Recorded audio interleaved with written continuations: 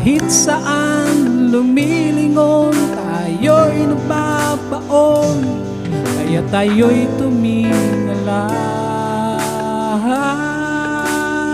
Pagkat siya lamang ang maaasahan na maging daan sa buhay na matuwid.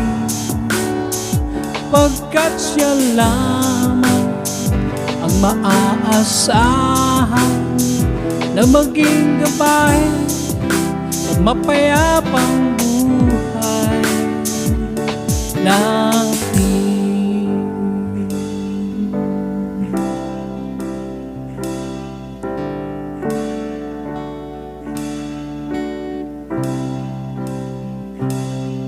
Tayo'y naguguluhan at kay daming mga tanong.